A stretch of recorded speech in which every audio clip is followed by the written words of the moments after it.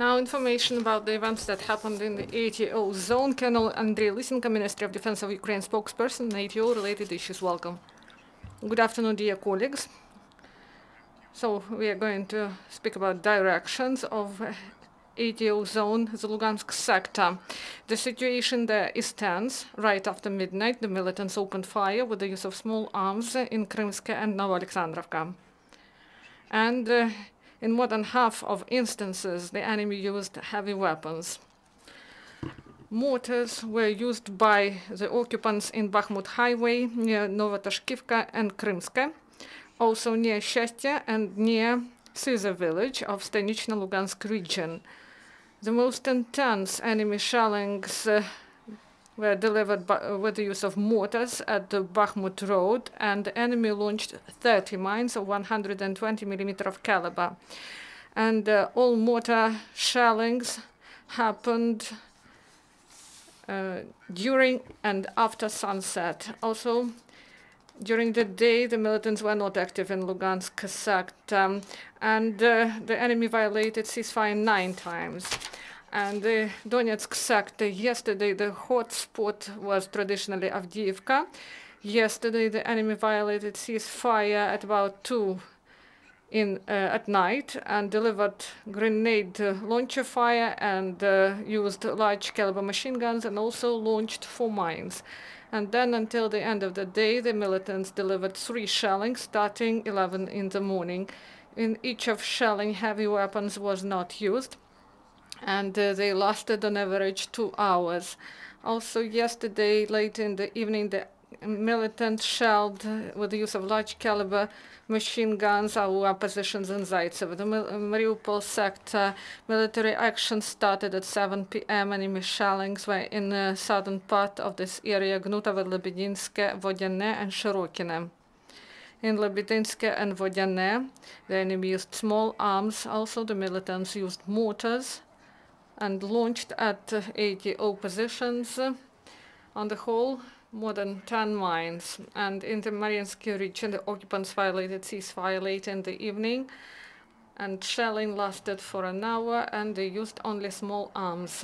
On the whole, in the Mariupol sector, there were 6 enemy shellings.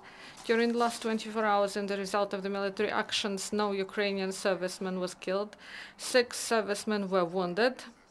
This happened in shelling delivered by the enemy. And also in the result of blowing up on an explosive device, 1 Ukrainian serviceman died and 3 were wounded. These instances happened near Avdiivka and Zaitsev. Our hearts go out to the relatives and families of the servicemen who died. In Leman, law enforcers detained DPR militant who was the representative of so-called Ministry of Industry and Trade. He created the legal basis for the work of so-called ministry and also provided licenses for the extraction of and also for the drugs and psychotropic drugs and the disposal of ammunition, and he will face 5 years in prison. And 1 former militant, 1 woman and 1 man from Mariinsky region took part in SBU program that is called They Wait For You Back Home. 2 years ago, they made a mistake when they joined ranks of Russian occupation forces, but they quickly understood this mistake and decided to ask for pardon. And law enforcers will check the evidence provided by these people, and in case of positive decision, these people will be released from criminal responsibility. On the whole, the program They Wait For You Back Home successfully was completed by 200 people, 15 are awaiting trial. Ukrainian forces training continue. Recently, Ukrainian Marines took part in multinational training, Platinum Lion 2017 in Bulgaria. In the course of this event, the servicemen delivered an offensive raid, the assault on the settlement, and also Ukrainian forces provided correction and response to fire, were involved in radiation, chemical, and biological defense.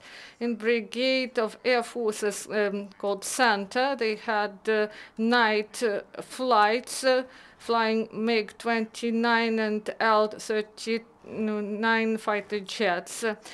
This is tasks in navigation, piloting during dark hours, and all requirements were completed successfully. And in Mariupol area, they had tactical special training to organize Panton bridges. Engineering detachments went to water body.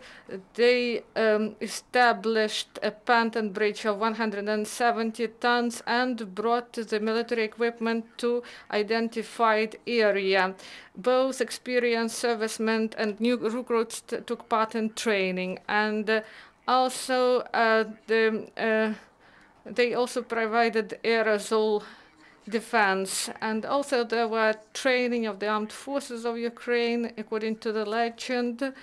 The tank crews and infantry tried to break the line of defense, and they used Rapira cannons and D-30 in defense, and this was provided by batteries and separate detachments.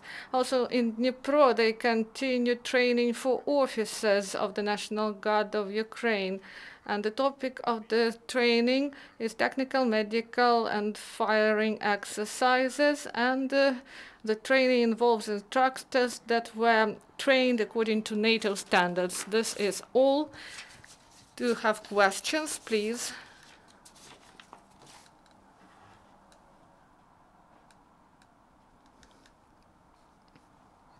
Fifth channel, Maxim Lubuev.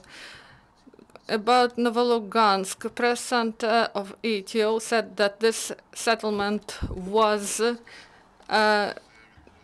shelled at by the enemy. So we have data for the yesterday, not for today. Thank you. If there are no other questions, thank you.